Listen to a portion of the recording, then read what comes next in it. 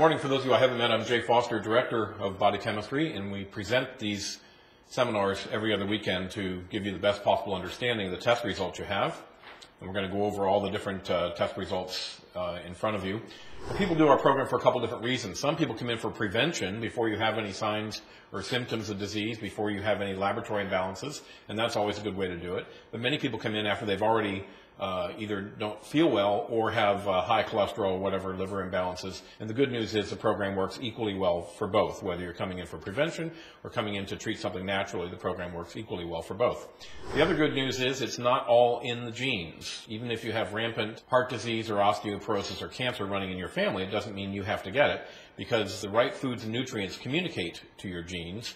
You can improve gene expression. You can't change your genes, but you can change the way they express themselves. You can actually turn on cancer-blocking genes and turn off cancer-promoting genes with the right nutrients, it seems, and live a longer, healthy life. You can modify inherited traits and help to push off any genetic time bombs that may be ticking. Jeffrey Bland said that in his book, Genetic Nutritioneering, way back in 1999, and it's still very valid today.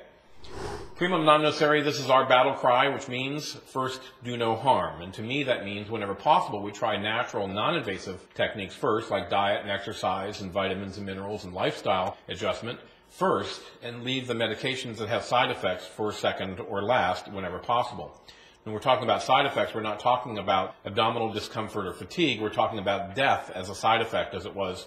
250,000 people died last year from properly prescribed prescription medications. That's not the medical mistakes. The medical mistakes killed about 87,000 people last year. 250,000 people died from properly prescribed prescription medications where the doctor made no mistake.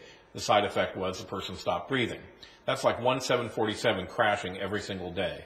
Imagine if you wake up in the Miami Herald or the Sun Sentinel and it says another 747 has crashed, another 747 has crashed. Next day, another 747 has crashed.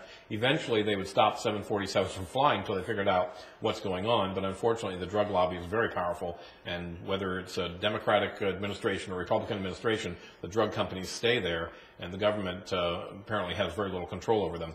It's just finally coming to light about the side effects of the medications. We've been talking about this for over 20 years.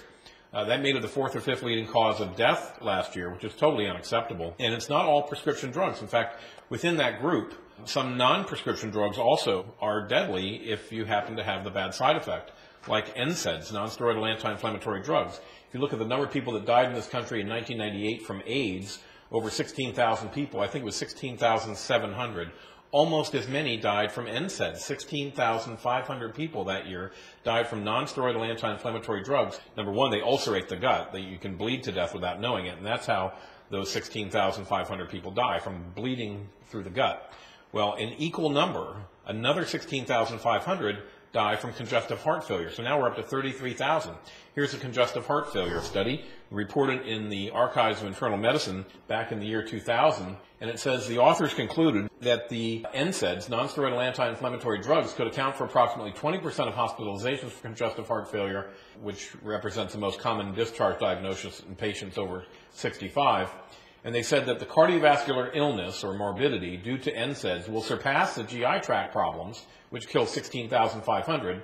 And that means that this is going to be even worse. So at least another 16,500 people every year will die from congestive heart failure.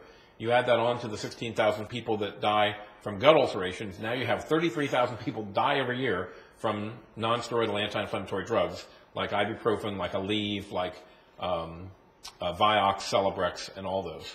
And they suppress this information. This is the year 2000. Merck didn't tell anybody for a long time that Vioxx was causing heart disease.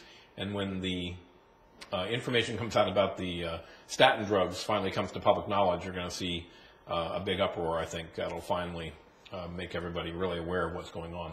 So the bottom line is that there's natural supplements to take before you have to take medications that have side effects. Always pick the natural ones first. That's primum non nocere. So we have our Proflex formula, we have Inflamarest, we have our Pain-X formula, several different things to try. And if you have to fall back on something like a drug, then you may be stuck with the side effects, but there may be, in many cases, natural things to try first.